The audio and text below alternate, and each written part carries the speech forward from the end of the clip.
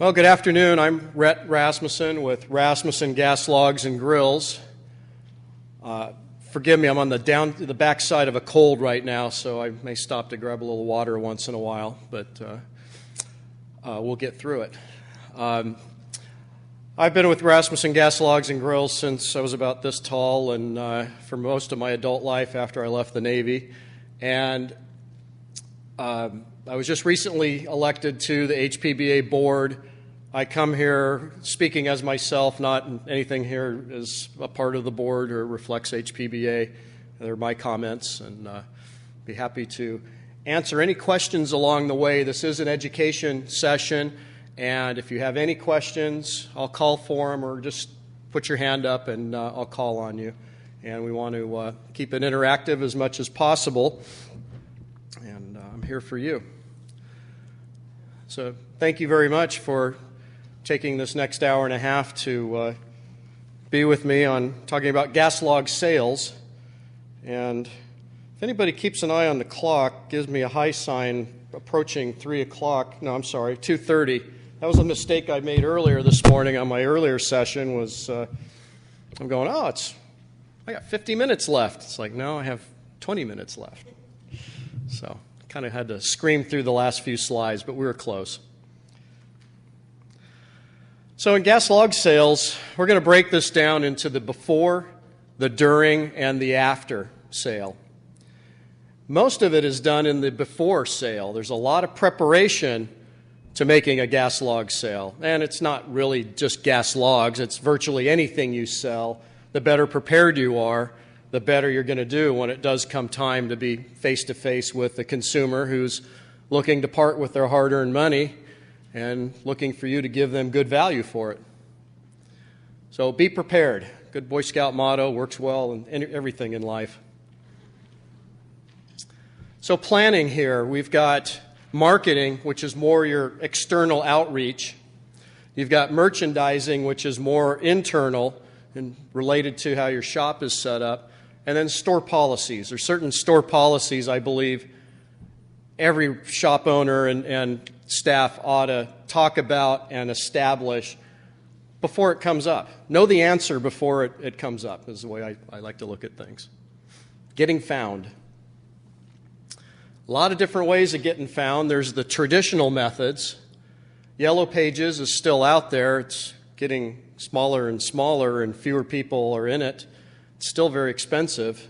May find better ways of using that money than Yellow Pages. In fact, you might ask people, how many people here ask their consumers, how did you find out about us? Yeah, that's good. That's the kind of feedback you want to learn. How many of them are actually saying, I found you in the Yellow Pages? Not that many. Yeah, it's kind of traditional, and another word for that is old. Yeah. Print advertising. I just know from my experience, and as I talk here, although I'm trying to keep it somewhat generic, my experiences with Rasmussen Gas Logs and Grills, and every once in a while I'll inject some specific things about Rasmussen just to illustrate the point, and it's my experience. Print advertising.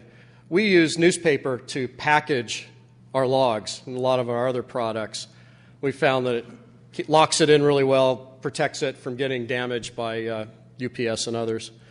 But it's getting harder and harder to get overrun newsprint because people aren't reading newspapers anymore. Well, if they're not reading newspapers for me to get the overruns, they're not reading it to find your ads in their paper. Again, get the feedback when they come in. If you don't have a call to action in your print advertising, whether it be a newspaper, local magazine, if you don't have a call to action, which is compelling that reader to take action, to come to you, or to go to a website, to fill out a form, bring in a coupon, something that compels them to do something, then you need to revamp the way you set up your ads, because that's very important. That provides you the feedback to find out what's my return on my investment of my advertised dollar. Is this working or isn't working? The last thing you want to do is keep doing the same thing over and over, hoping for a different result. That's the definition of insanity. TV and radio, still out there. But what do people do with TVs nowadays? DVR. They're not seeing commercials like they used to. So you may find better uses for your money. Radio, it's spotty. It's expensive and spotty. Direct mail, phone. Sometimes it's a little intrusive. The direct mail kind of comes back to the what's old is new. That's kind of having a resurgence right now because it does allow you to drill down to exactly the customers you want. And can be cost effective too if you really target it to certain, sub zip codes you can target it to. Billboards, you see them, do you remember them? That's kind of my experience. They're very expensive unless you can get a deal. I remember a book I read by Gary Vaynerchuk was talking about billboards, and I had just gone through a thing with a dealer where he wanted to spend $11,000 a month for 2 months to put a billboard up there and wanted me to co-op with him on it. And I'm just like, I'd rather set you up a website and get something there. You'll get probably as many hits or many people coming in off of that as you're going to get off of a billboard that people are going by on the expressway and may see it. They may forget it by the time they get to the Burger King billboard that's after there, and he's more hungry for that than he is interested in a gas log or grill. Just another way, skywriting, rolling billboards. The guys have them mounted on trucks. Again, that's such a transitory, such a hit and miss type of a medium. Same thing with skywriting. It's kind of a gee whiz. Isn't that kind of neat? I got my stuff up there, but who really sees it that is in your target market that is right at that point where they may want to make a purchase? I don't know. It's a lot of money spent for little return, perhaps. Relationship marketing, putting yourself out there in the community, traditional ways of joining a Rotary Club, Lions Club, Chamber of Commerce, getting with other like-minded business people, finding where the synergies are. Most of the people that are in other businesses, they may need your products and services at some time. Make that connection. If they don't have a direct connection for buying from you, they may be a good source of referrals for you. Real estate agents, they're in the home. A lot of them, maybe when times are a little bit better, we're giving out gifts to their clients when they close a home. Maybe a coupon to your store would be a good one. What's your cost for that? That's just lead acquisition is what it turns into, and it might be an interesting way of seeing what you can reel in there. And then other types of referral sources that come about. You always want to market yourself, let people know what you do, not in a boastful way, but in oh, by the way, if you're ever in the need for this, because I look at what we do. We're all in the happiness business. It's all trying to make other people happy, and if you can fulfill their needs, everybody's happy in both ends of the equation.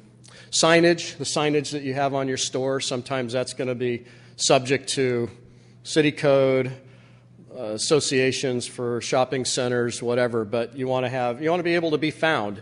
If you're in an area that's got good traffic coming by on the surrounding streets, you want to have some good signage that'll pull them in.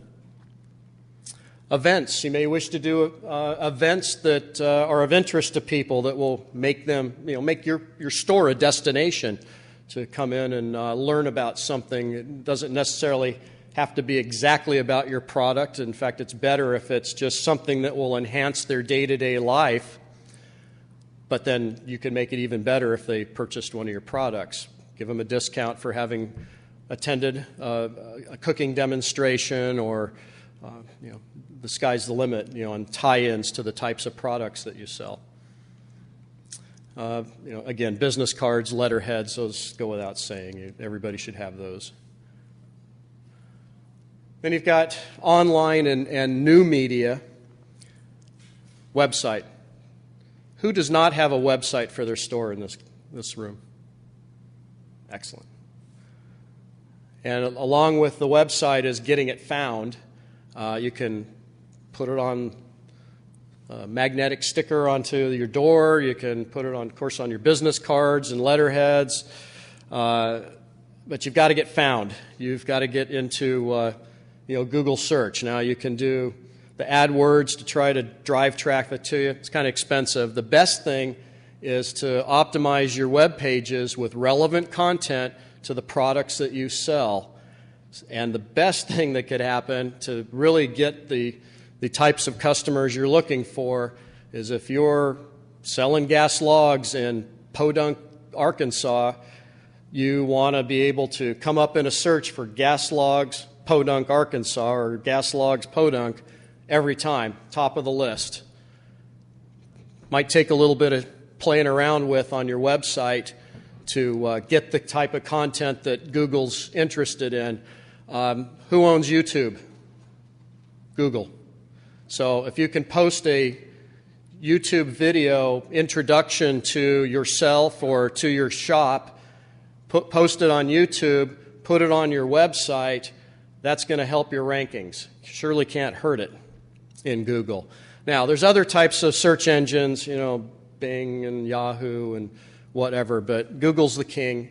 That's all you really need to worry about. If you're ranking high in Google, you'll generally rank well in the other ones, but they're just not used as much. Google rules the world. Social media, Facebook, LinkedIn, Google+, Twitter, Pinterest, Instagram. Who takes photos of every installation that they do? Okay. What do you do with those photos after you take them? Put them on Facebook, Twitter, on our website. Excellent. Yeah, I'd recommend also Pinterest, Instagram. Those are kind of more of the, Pinterest has been kind of geared towards the ladies, but it's photos. And it can have a trackback link on it, basically. So if somebody likes that photo that you saw, say they're shopping for a new gas log set, and they like the look of how this fireplace worked out. It had a really nice appearance to it. Your photo came out good and crisp. Everything's aces with it. Put it up on Pinterest, and if somebody sees that and pins it, it's going to start getting visibility amongst their friends. So the more visibility you get, the more chance of it coming back to you there. So that's just one of those things. Pinterest is one of the quickest to go to 10 million users, I think, within, a couple of years, even less. Instagram's a new one. I'm not very familiar with it yet. I just know it's photo-based. And if you're doing photos, it's worthwhile to look into that. Reviews. They can help you or they can hurt you. And a lot of it is reputation management, just keeping an eye on what's going on with the various sources out there, Yelp, Google Places, to see what people are saying about you. And if something does come up negative, address it. You want to try to nip it in the bud if there's a problem. Use it as constructive criticism. Sometimes a lot of people use these sites just to complain. The folks that had good experiences, they just go on with their daily lives. The ones who's got a chip on their shoulder, they use that to, bad effect. And you can tell which ones are like that to a certain degree, but nobody likes to have things negatively written about them. Yahoo Places or Yahoo Local Listings, Angie's List, all those are just kind of referral type sites that other ways of gaining visibility. Groupon, Living Social, Amazon Local. It's all about coupons, giving people a deal. If you maybe this is your tie-in to bring people in for a class. Regular $50 will do it for $25. Even if you really didn't plan on charging anything, but charge something because without a value to it, it's not valued. So, but those are social ways of getting out to a wider audience to bring them into your offering. Community sites, and what I mean by that are there's a lot of message boards out there. Some of them are topic specific, handyman sites or fireplace sites or this or that, and a lot of times people will post questions on there. You just answer their question. You don't necessarily want to say, and make sure you come down to ABC Fireplace Shop. You don't necessarily want to be naked like that. You'll probably get dropped out or definitely not regarded, but just answer questions. If somebody has geez, I'm having a hard time lighting my pilot. Oh, well, we'll make sure you put it into the pilot position and then push in all the way and then light it with a match and hold it in for 30 seconds. And hey, maybe that'll help you. Let me know if that helped. And then if it helped, then it's like, wow, you helped them. It's always good to help people. Do a good turn daily. Press releases. If you have something newsworthy, relevant to the products that you sell, write a press release about it. There's different places online you can put it. You can just put it up on your website. It gives you relevant content, which is what Google and the search engines are looking for. They want to find information that other people are going to be interested in. And if you are selling gas logs and fireplaces and grills in your shop, then content on your website about gas logs and fireplaces and gas grills is relevant content. And you want to kind of attack it keyword-wise from a lot of different angles. And you can do that with press releases. And then there's PR Newswire and a bunch of other services where you can actually broadcast it out to different news organizations and whatnot and kind of see where it goes. But in your spare time, which we all have, write a little something up and put it on your website. Online store. You've got your brick and mortar. That's a store or a ownership decision if you want to have your own store. It can extend your brand. It can there's pluses and minuses to it. It's not as easy as it used to be to a certain degree. You still want to put if you're going to do it, you want to do it right. You want to do it so that it's again a good extension of the brand that you've tried to create for your shop, for your company. You don't want it to be schlocky. It probably would be better to have a more narrow, focused offering. Maybe it's for specialty items to furnish the fireplace that most people won't find elsewhere. You have some nice high-end tool sets or things you've found at garage sales that you've reconditioned. Maybe that's a good venue for something like that. A syndicated store is something that's coming out more. It's really more in its infancy where, for example, a manufacturer like Rasmussen creates a database and a means of pushing it out to people who have a syndicated store. If I make a change, if I add a product, if I change a price, it just goes through to everybody who's syndicated with it, who's a part of it. Affiliates. That's another way. It's where you're not really selling per se. You're just kind of driving traffic to another site who will make the sale, and then you'll get a referral commission, basically. Amazon.com does that. Some other sites do that. It's a possibility if you're interested in deriving some revenue online. Mobilization.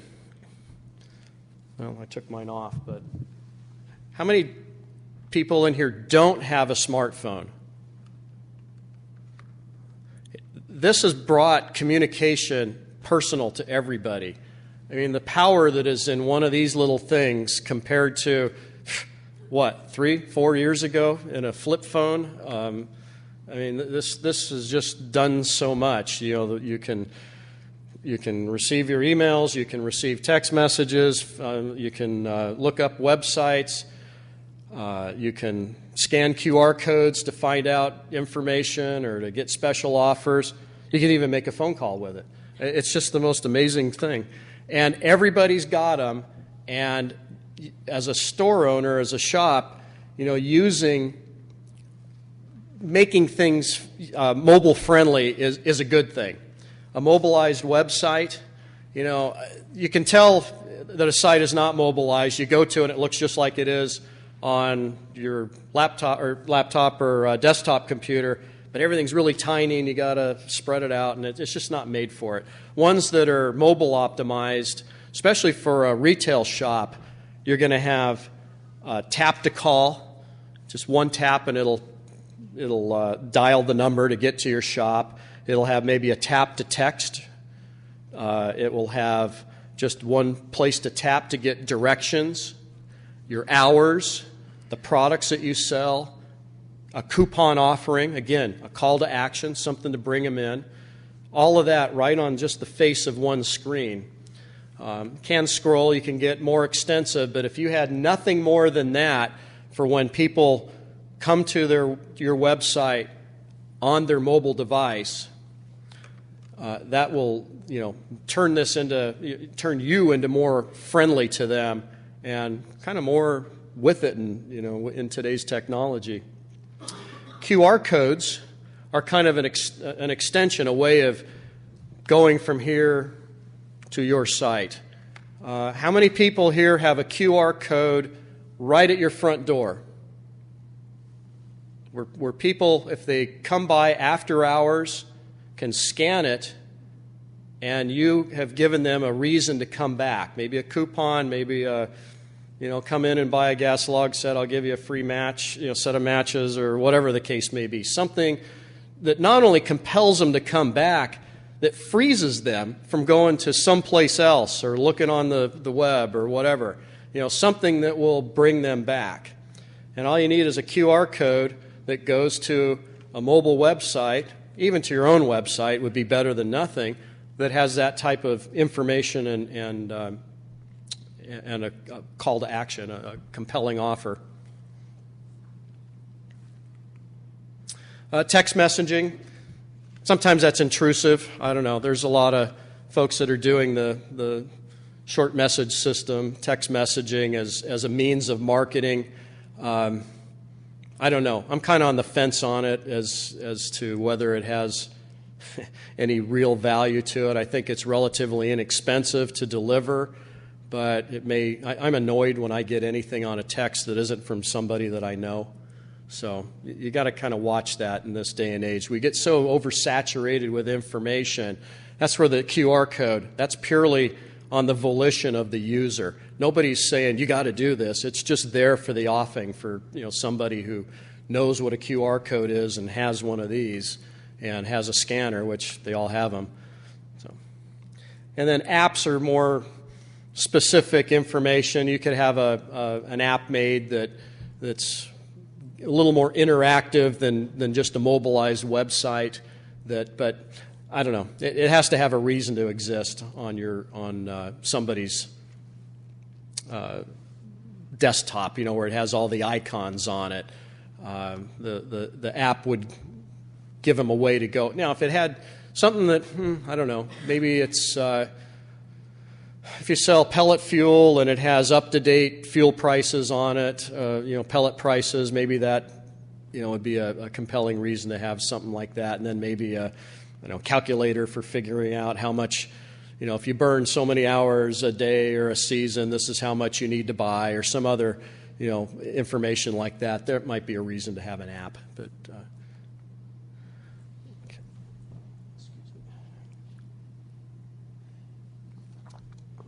Touched on it before on the website, but no matter what you do, you want to have relevant content.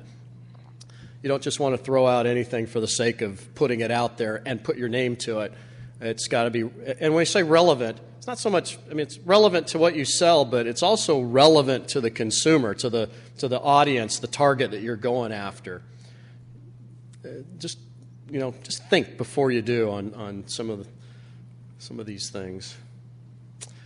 Okay, merchandising, we're in the marketing, and that's on the external, trying to drive people into your shop. Merchandising is internal. It's going to be, first off, with regard to gas logs, what products are you going to offer? Vented, vent-free, both? One? Take your pick. A lot of it depends on your market. A lot of it depends on store policy, what you want to do.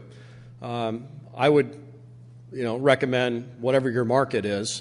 And even then, having the availability. There's a lot of people, the funny thing about vent-free is it's always been such a, love it or hate it type of thing. There's very little middle ground. But there are times when even if you're a diehard anti-vent-free, you may want to steer somebody into a vent-free set because they've got a smoking chimney that can't be cured by any other means.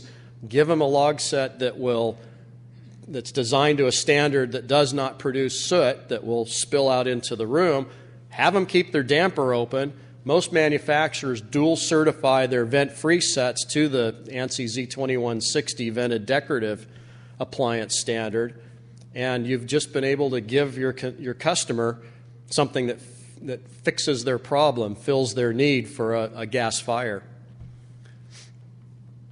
Traditional, contemporary, logs, fireballs, fire shapes, fire stones, glass,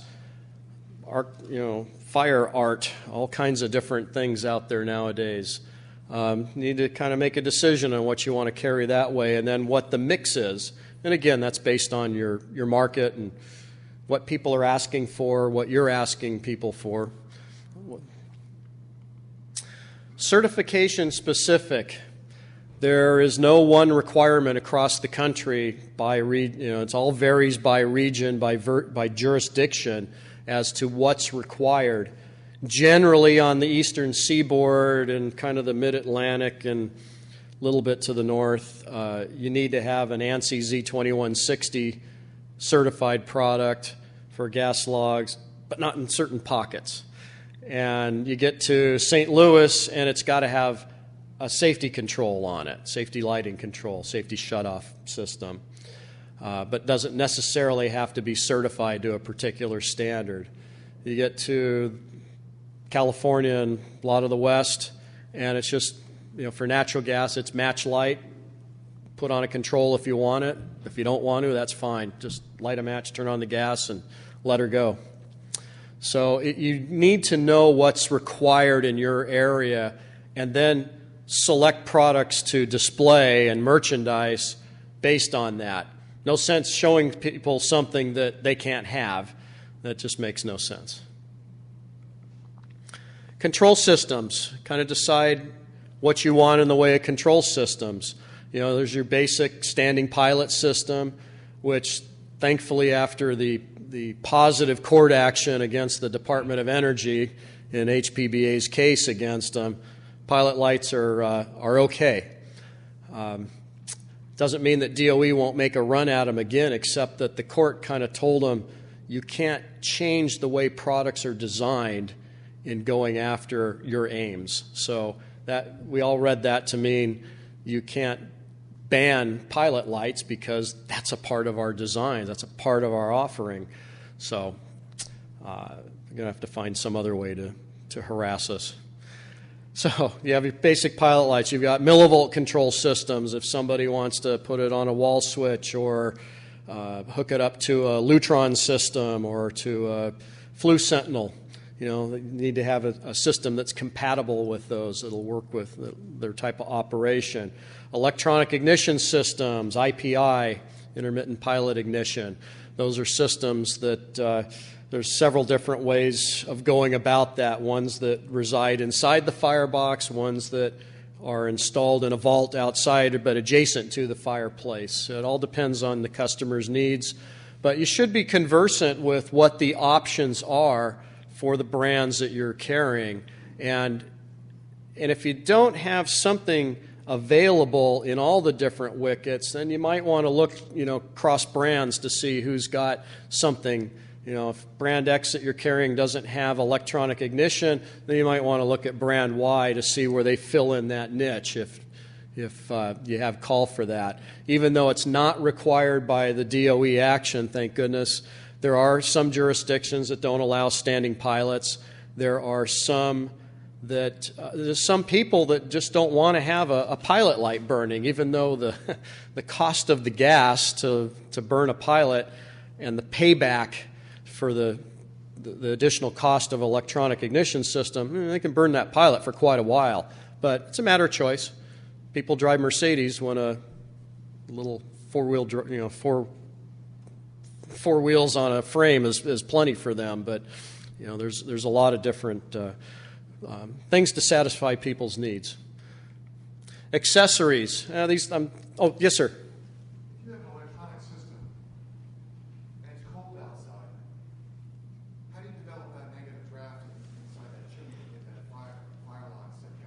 Yeah, that was one of the issues that came up in the whole DOE discussion was about just what you said there about how do you develop, the draft to get going. Well, some of it is you can just get it started. I mean, and let it warm up. You may have to pre-warm it with some newspaper. Don't really recommend it too much, just from the safety aspect of it. But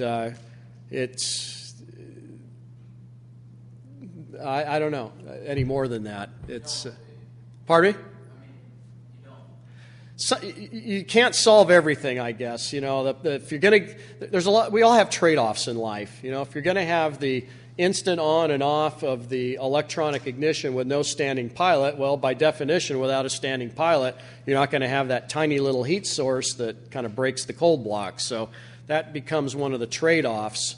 And I think actually, if that, Southern California is not a concern, you get into some other colder climes, that may be something that you put into your sales presentation to the consumer when you're discussing control options and the pros and cons of, well, why should I do this over that? So, any other questions at this point? So accessories, that's going to be things that will accessorize the gas log set, extra twigs and pine cones and ash and embers and all the little stuff to kind of doll it up. Then complementary products. My view is that you shouldn't just look at gas log sets. Gas logs are one aspect of a fully furnished fireplace. You really want to furnish the fireplace. On one hand, people will spend all this money on their living room, family room, on carpets and furniture and window coverings and knickknacks and paintings and this and that, and then skimp on the fireplace that really, except for big screens nowadays, is really the focal point of that room. And some of it is because builders have put in cheap fireboxes and clicked off that, yeah, I've got a fireplace in there. But other people, they maybe consumers haven't considered actually furnishing their fireplace and what a fully furnished fireplace can look like. That again goes back to taking the photos of some successful installations and letting people say, well, here's some examples of what you can do with your fireplace. A nice set of andirons, especially on some fireplaces that may be a little bit larger, and your gas log's in there, and you're like, gosh, I feel like I really need to fill the space a little bit more. You get a nice set of tall andirons in there. Not only does it boost the ticket price for your sale, but it's also filling the need. It's filling up that hole. A set of andirons tends to bring the focus towards the middle of the fireplace and kind of forgets that it's on the side. So it kind of hits a lot of multiple purposes in just that one product line. So you got glass doors or a screen, wood basket, fender, tool set, along with the andirons. Fancy keys, fancy lighters. Those are all different things that have usefulness in furnishing the fireplace, and you're the fireplace expert, so you're the person that they should get it from. So, any questions on furnishing? Services to offer. Some things you need to consider in gas log sales. Do you go out and do a pre-installation sizing or a pre-sale sizing? That can be, I know years ago my dad used to do a lot of that, especially he had to do it with custom screens, but would do it for gas logs too. It's an extra cost, but it may be an extra service that you provide, which on one hand, it ensures that you're going to have the right information that you need to size the gas log set properly. The other thing you can do is develop a nice little checklist or fill in the blank form with your letterhead on it that you can give to people and say, hey, bring this back and I'll, give you something for it, just to compel them to fill in all the blanks of the information you need. Because if somebody just comes back and just says, well, it's a 36-inch. All right. What log set goes into a 36-inch? Sure. how can you tell without knowing what the other dimensions are? You know, if it's a, pardon me? You don't. You need to get all the information. Yeah, I don't mean to pick on you, but it's just. So you really need to have all the information, you know, the front width, the rear width, the depth, the height, where the gas line comes in. If it comes in the floor and you don't know that until your installer is out on the job, you're probably going to have a callback on that one, unless he's has a pretty well-stocked van and is pretty ingenious on how he's going to approach that. So the more information, the better. Installation. If you don't provide the installation from your own staff, you need to contract with somebody who does, or at least refer to somebody who can do that for you. It all comes down to the one-stop shopping for your customer. You know, don't burden them with having to go different places. Give them a package. You know, if you can give them all of that, then they have no reason to look elsewhere. Post-installation service. That can be troubleshooting.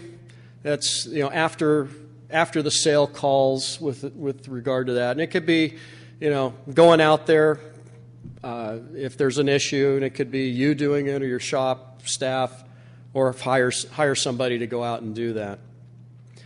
Service contracts. Does anybody here sell service contracts with their gas log sets? How's that work for you?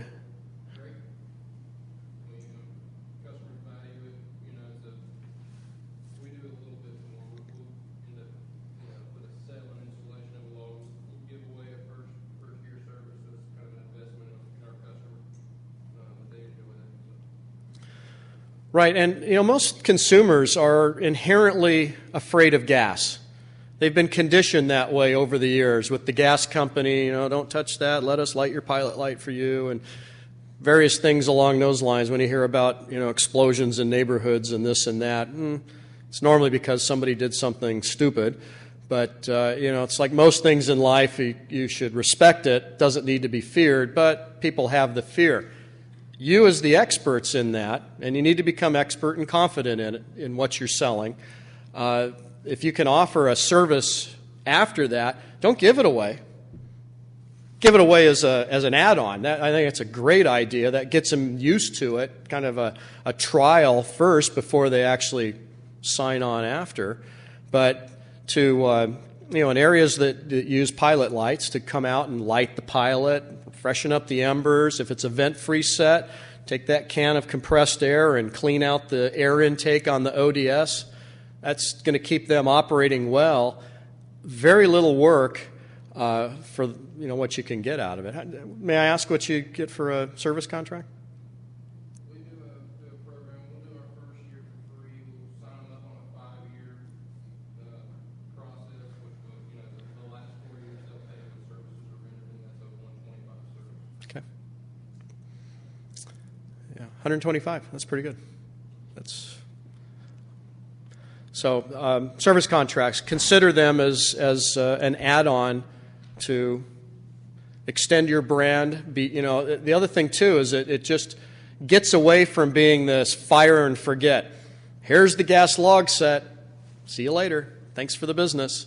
It keeps that relationship going as long as you're giving them value, as long as you're doing something of value for them. You know, take a look. You know, if you're in there, just, you know, if you have all the certifications and the knowledge, that's great.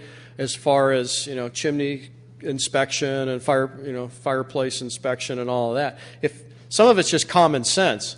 If you see a log stuffed down in between the front and rear log, take it out and put it out so the flames can flow freely. You know, that's a kind of an easy one that anybody could see, except for the consumer when, you know, grandkid messed around with it and nobody put it back in place, and it's a potential issue.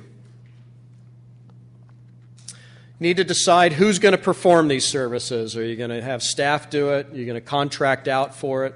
And then look into what certification and licensing requirements your jurisdiction may require. Some places are more strict than others. May need to have a contractor's license, may need to have, plumber and gas fitter license to do certain installations. It's going to vary. We have 50 states and a ton of different jurisdictions inside of them, and there aren't very many that are the same. Now we get to the displays. If you're selling gas log sets and you have a burning display, you will sell many, many times more gas log sets off that burning display than you will if you only have cold static displays. And it all gets down into that consumer experience. They feel the warmth. They instantly they see it come on instantly. They see it go off instantly. They get to experience it, and then they get to project themselves into having it in their own home. Normally, you will sell more of what's in that burning display than you will of anything else you have on display for those reasons. So if you can swing a burning display or more in your shop, and I know some places have landlord restrictions, you can't cut through the hole, through the roof to put a stack. If there's ways you can around it, I recommend highly burning displays. But always done in a safe manner because we're all safety professionals too. Static displays.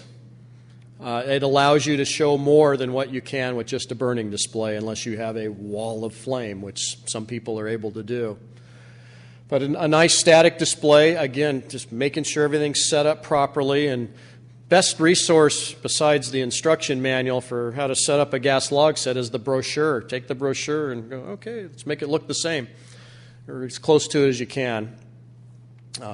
Vent-free are very rigid in their log placement. Vented, not so much. So, yes, sir. Do you have any suggestions when you don't have enough space that manufacturers tend to make 31 flavors?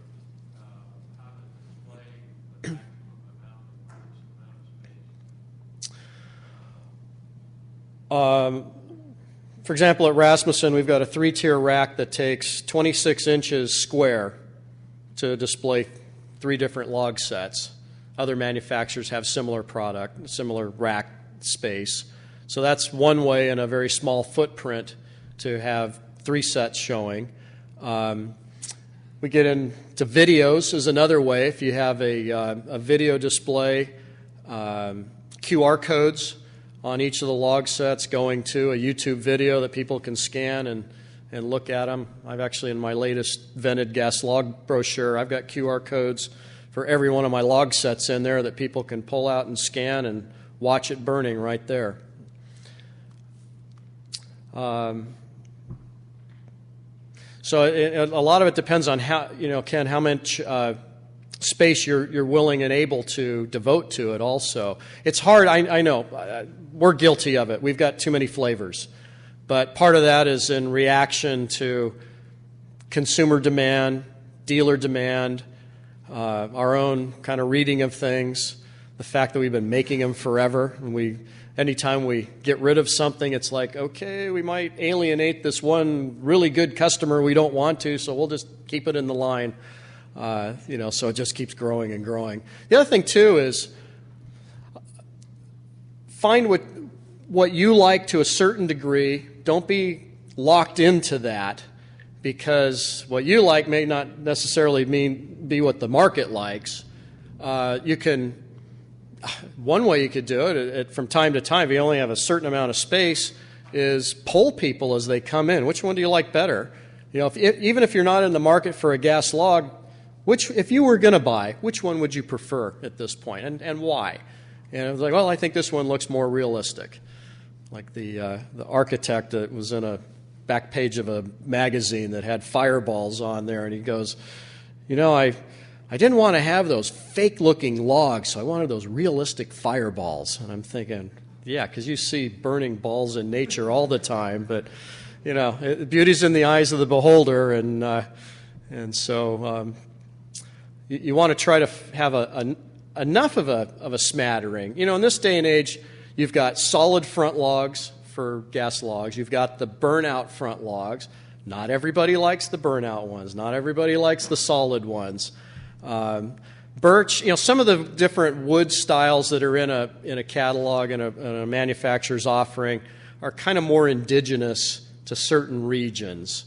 Although there is some play, swap over, so to speak. We've got an item called manzanita that was it's a desert driftwood, or I think we actually got it from a beach.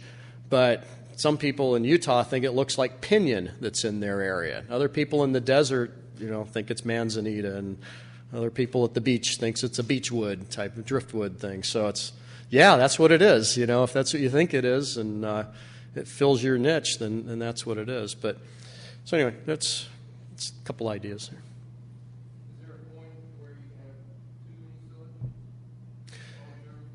selections? Yeah, I think that sometimes consumers, when they're just faced with too many choices and no way of narrowing it down, now that can kind of get into the sales staff and or your signage in the store or any other materials you can give them to try to, how to buy a gas log set. Bam, bam, and kind of tailor it to your own offering there. If you're interested in heat only as opposed to aesthetics, then let's talk about vent-free and start narrowing it down from there. Same thing with vented. If you like a more traditional look with a solid front, well then this, if you can narrow it down, if you just throw it at them and it's the wall of fire, whether it's wall of logs, the wood pile, so to speak, it could be overload for them, and you might be doing yourselves more of a detriment.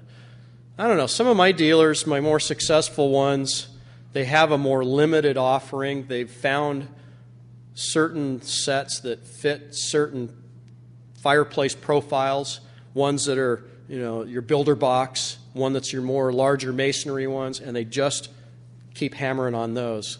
Because they do have the force of experience behind them when they're talking to the consumer about it. Well, you've got this fireplace, and boy, that has been the most successful log set that we have sold in our 20 years of selling gas logs. And they can speak with full truth and authority on that, and that'll come through.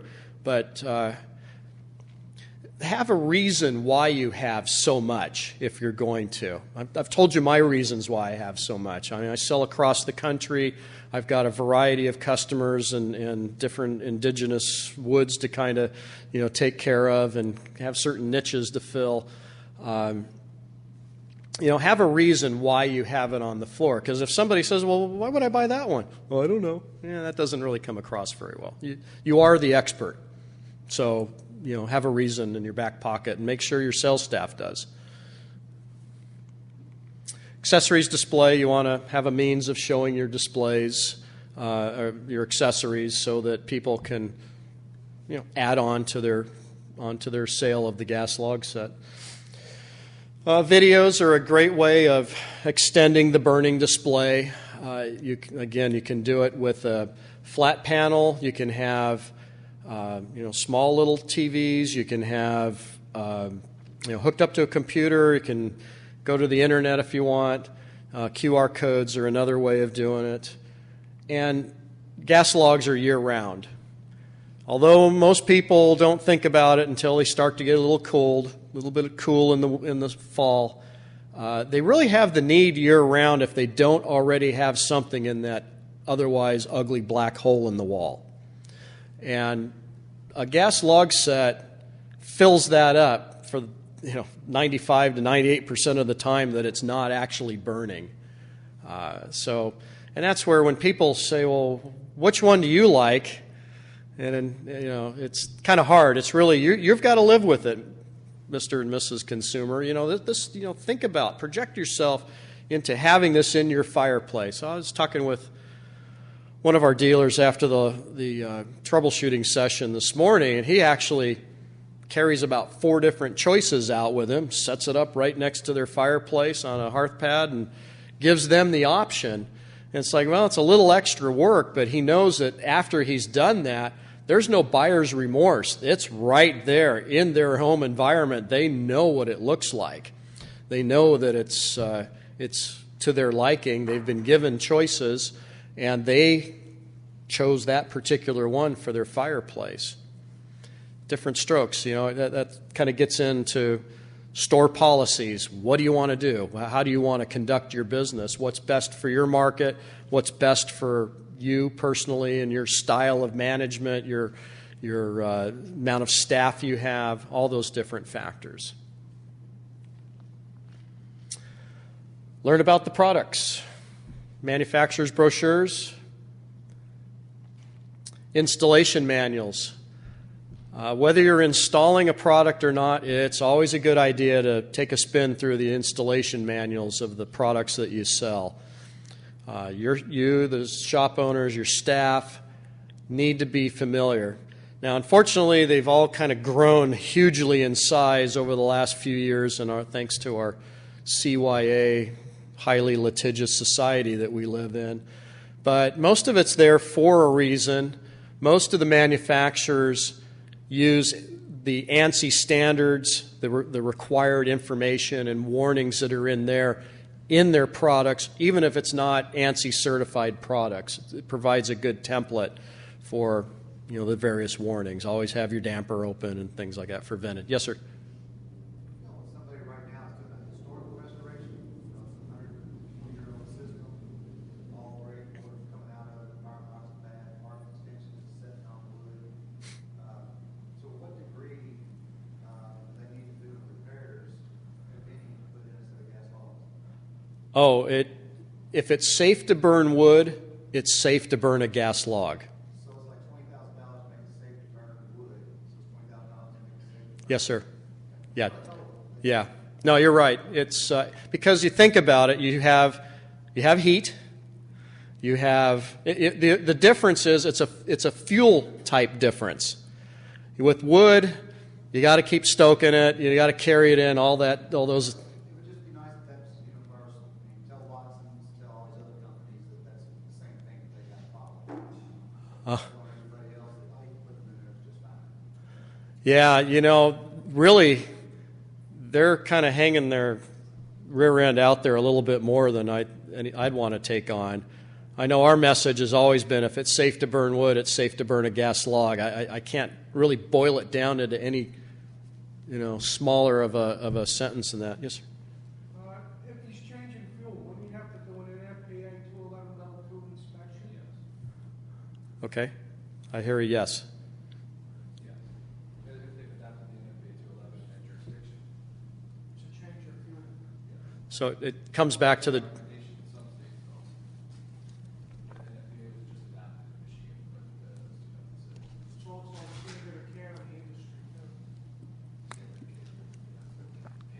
Always have a good time with that.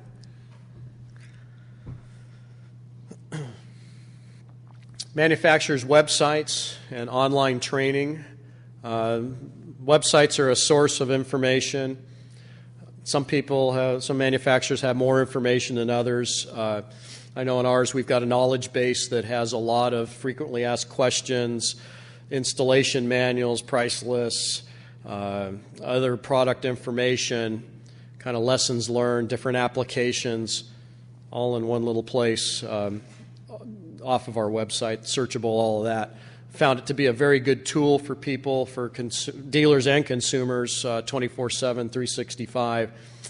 Some manufacturers do video training.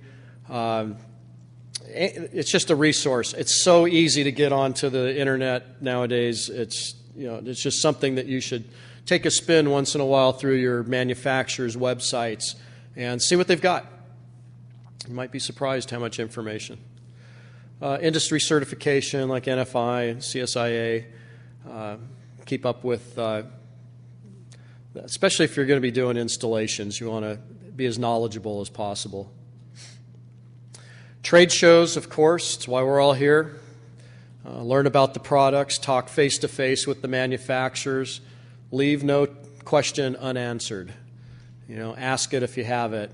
But the nice thing here is if you have a question about anything I've spoken about today, my products, or anything else about the industry, my card is right here. Please send me an email. I'll be happy to answer it.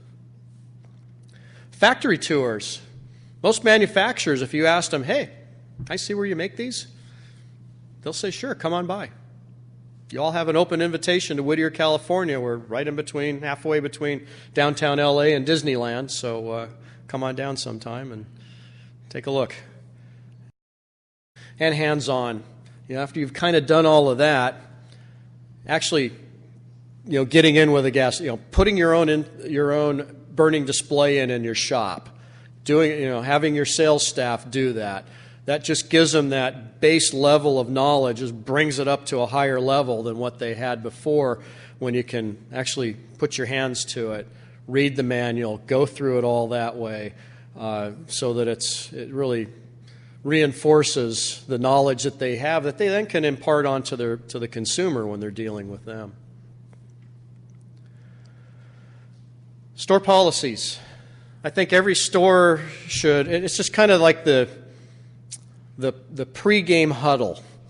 You want to get your game plan together before you go out there. You want to know the answers to the questions before they're asked of you by the consumers. You want to have your return policy. How are you going to handle certain things? Your return policy may be, we handle it on a case-by-case basis. That's a policy. But you want to come to some conclusion and make sure your staff is trained to it, knowledgeable of it, so when this situation comes up, you know how to handle it. Talked about measurements. Maybe you have a measurement form, you reward them for bringing it in. It's vital information that you need. It also provides a certain confirmation of commitment. Do they really want to buy? It's a trial close to a certain degree. If they come back waiving that, it's just, let's get them into the right log set for their fireplace, and then it's cash check or credit card. Comparison shopper policy. This is, things are going to happen. It used to happen before the internet with the shop in the other town. Then it started with some catalog merchandisers, marketers out there, catalog sales. Then it got to the internet, and we've all had it. But there's a couple different stripes on how it comes about. The first contact with printout is the person you've never met before in your life. They come in waving a printout saying, I'll buy this from you if A, you have it, and B, you'll meet that price or beat it, whatever. And there's a lot of things you can do with that, but it comes down to store policy. One way to look at it, if it's less than what you would normally sell it for, it may be, well, let me think. What did it cost me to acquire that lead, that person to walk in? I've never seen them before. Maybe they saw some of my website, some passive things, but I've not spent any of my known resources to bring them in. They came in. We'd like to think that they came in off of website and awareness advertising, referral from somebody else, but nonetheless, no measurable means of it cost me something to bring that person in. You could say, well, otherwise my lead acquisition, if I was going to send out a direct mail piece, if I was going to advertise on this media or that medium or that medium, it would cost me this much per sale. Okay, I'll do that because I can just make that sale and move on to the next. Or if you're like, nope, I don't cut prices, I don't change, I'm rock steady on this, I've got to make my margins, that's okay. If that's your policy, stick by it, but just define it in advance so you know how to handle this person when they come in, and they will come in. The other type, and this is probably the most exasperating of them all, are the ones who come in, you're their first contact with the product. You have introduced them to the product, you've educated them, you've answered all their questions, you've spent an hour with them, you've spent an hour and a half with them, you've spent multiple times coming in. And then when they finally get hot to buy, they come in with a printout. And you can look at it in several different ways, but again, it comes down to the store policy. Do I want to say no and get zero return on my investment? Do I want to make the sale? Do I want to negotiate? That's always an option. When somebody makes an offer, and that's all they're doing when they put the print out, is they're making an offer. They could form it in, put it in the form of an ultimatum, which is really not a good negotiating technique unless that person's willing to walk away. But if they're putting it down, it's an offer. And you can either accept it, reject it, or counter it, as you can with any type of offer. So just think in advance as to how you want to handle these types of situations. It'll lower your stress level, everybody's stress level, and focus you in on the sale instead of, some people have, get really over the, like, how dare you, this person went to a website that had your products and, it's just, a little bit of foresight and planning in advance will help everybody out in this. The other thing too, just to follow up on that, is think of, okay, so maybe I gave up a little bit this time, which you might do on a sale, if you're running a sale, special promotion, this or that. You got to think of, if they have a good experience with me now, are they going to come back? If I treat them well, are they going to come back in the summertime for the gas grill? Are they going to put the gas log set into the second fireplace and buy it from me because they had a good experience on the first one? That gets into reading human nature and all of that, getting an idea of what it is. And you've got to, that's where your sales and human nature training come into play. But again, lay the groundwork at the beginning, and just like anything else, how am I going to handle when my car's getting close to empty? I'm going to take it to the gas station and fill it up with gas. Just get it into that type of a thought process, and it just becomes another instance in your day of a decision you have to make. Customer information capture. You want to capture your customer's information for follow-up in the future. Put them into a database to market to, for, to provide, opt-in for future communications. You don't want to start spamming them because they gave you your email address, and anybody who's filled out that form here, you're going to see that in action. I'm going to send you a nice email that will ask you to opt in. So I've got a double opt-in. It's really the best way of doing things. I also have a customer relationship management software that really respects their reputation as a email sender, and I already have one strike. The second strike, I had to go to traffic school for that because I marketed to a list that was a little too old, and I had just a tiny bit more opt-outs than or spam, called spam, and than what they want. And the third time, they'll just fire me as a customer. So I don't want to do that. So I've learned from traffic school. But you want to get people's agreement on opt-in. But if you can capture that information, you then are available to either send them a postcard, send them an email,